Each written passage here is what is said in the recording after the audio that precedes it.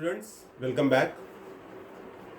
Standard 10th problem set 3 को हम continue करते हैं।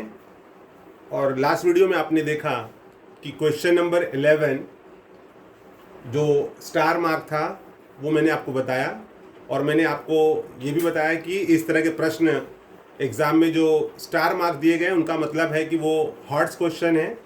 जो स्टूडेंट्स थोड़े चैलेंजिंग प्रश्न करना चाहते हैं उनको ये क्वेश्चन करने में अच्छा लगता है। फिर भी आपको ये पढ़ना है क्योंकि एग्ज़ाम में जब भी पूछे जाएंगे तो 4 मार्क्स के पूछे जाते हैं। इसी कड़ी में हम आगे बढ़ते हैं और देखते हैं क्वेश्चन नंबर 12। स्टूडेंट्स, ये क्वेश्चन पहले भी एसएससी बोर्ड एग्ज़ाम में पूछे गए हैं, तो ऐसे प्रश्न वापस पूछे जा सकते हैं और इसलिए ये इम्पॉर्टेंट है। इसको हम कह सकते हैं कि ये जो क्वेश्चन है ये इम्पॉर्टेंट क्वेश्चन है। तो आपको ऐसे प्रश्नों को बहुत ही सावधानीपूर्वक और ध्यानपूर्वक देखना चाहिए। आइए देखते हैं प्रश्न क्या है। यदि किसी अंकगणितीय श्रृंखला के प्रथम p पदों का योगफल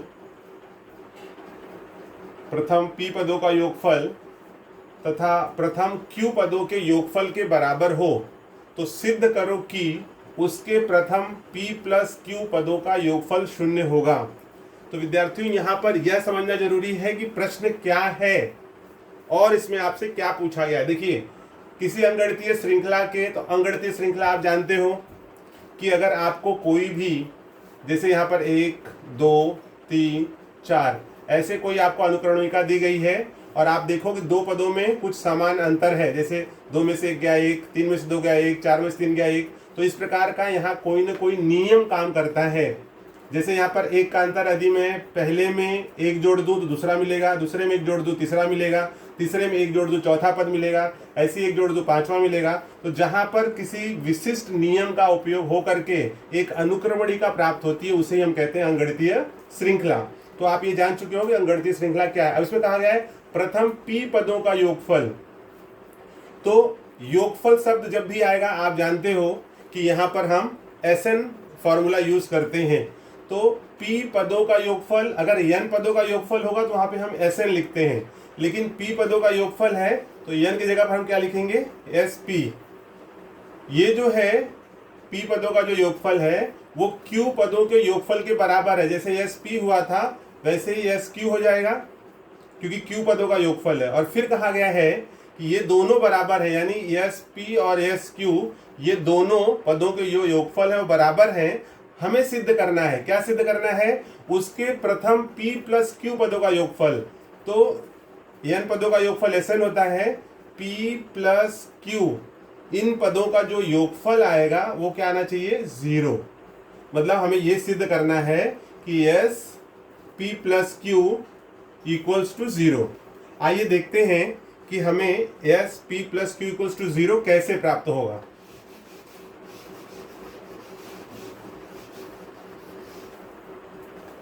देखिए विद्यार्थियों, यहाँ पर है प्रथम पद को हम दर्शाते हैं a से, और सामान्य अंतर कहा गया है,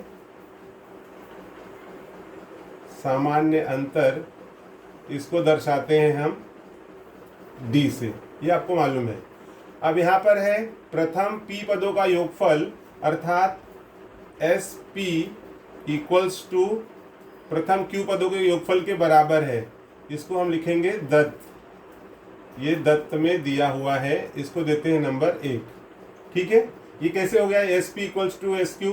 जैसे SN है, n पदों का योगफल मैंने अभी आपको समझाया कि n पदों का होगा तो SN लिखते हैं। यहाँ पर p पद है तो SP और q पद है तो SQ, ये दोनों बराबर हैं। सिद्ध क्या करना है, उसके प्रथम p प्लस q, वो भी मैंने आपको समझाया हुआ है।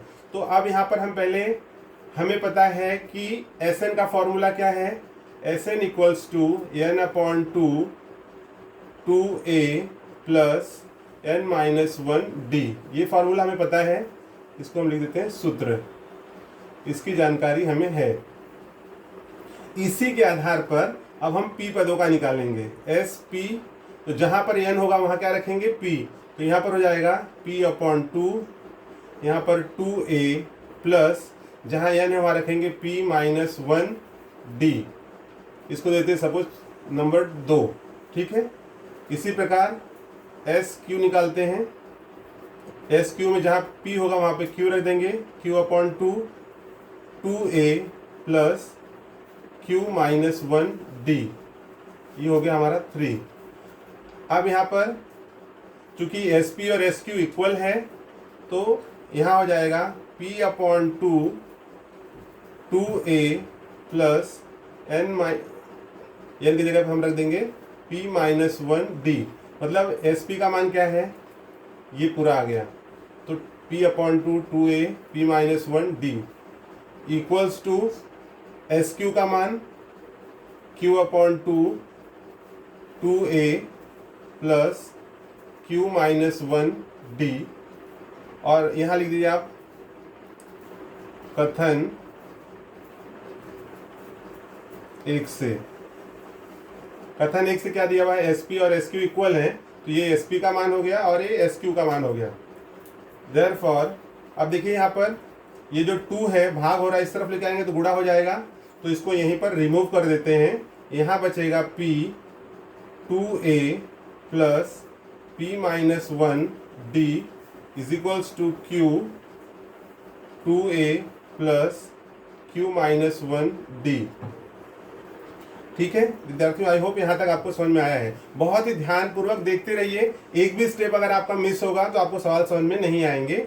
और वैसे भी ये स्टार है, स्टार का मतलब ही है कि आपको ध्यानपूर्वक इस सवाल को देखते रहना है। अब देखिए यहाँ पर क्या है, ब्रैकेट के बाहर p है, तो p का हम गुणा कर लेते हैं ब्रैकेट के अंदर, तो क्या मिलेगा 2ab plus p minus 1d equals to 2aq plus q minus 1d। अब विद्यार्थियों जो सजातीय पद दिख रहे हैं, जो एक जैसे पद हैं, कोशिश करते हैं उनको एक साथ में, जैसे d, ये पूरा टर्म d का है तो d वाला एक तरफ रखते हैं, और जैसे यहाँ पर 2a है इनको एक तरफ रखते हैं। तो देखिए 2ap इधर ले लीजिए माइनस 2aq, फिर प्लस p माइनस 1d, और ये इधर आ जाएगा minus q minus 1d is equals to 0। चलिए हम इस तरफ देखते हैं।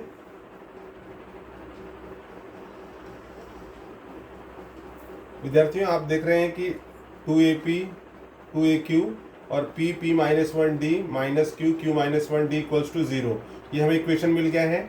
अब इनके साथ में जो सजातीय पद हैं देखते हैं कि हमें क्या कॉमन मिलता है इसमें। अब आप देखेंगे 2ap 2aq दोनों जगह पर 2a कॉमन है, तो यहाँ पर आ जाएगा 2a ब्रैकेट में p माइनस q। ओके, अब यहाँ पर देखिए p माइनस 1 के साथ में d है, q माइनस 1 के साथ में d है, दोनों जगह पर d है, तो d को हम कॉमन ले सकते हैं। यहाँ पर हम लिखेंगे प्लस ब्रैकेट में p माइनस 1 फिर minus q minus 1 bracket close d equals to 0। ठीक है, अब आप देखिए यहाँ पर 2a p minus q plus, इसमें हम मल्टीप्लाई कर लेते हैं, p square minus p minus q square minus minus plus q bracket में यहाँ पर d इक्वल्स टू 0। स्टूडेंट्स ध्यान से देखते रहिए, 2a p minus q plus, अब देखिए p square minus q square है, इनको एक साथ में कर लेते हैं, p square minus q square minus p plus q, यहाँ पर हो जाएगा d equals to 0। Therefore 2a p minus q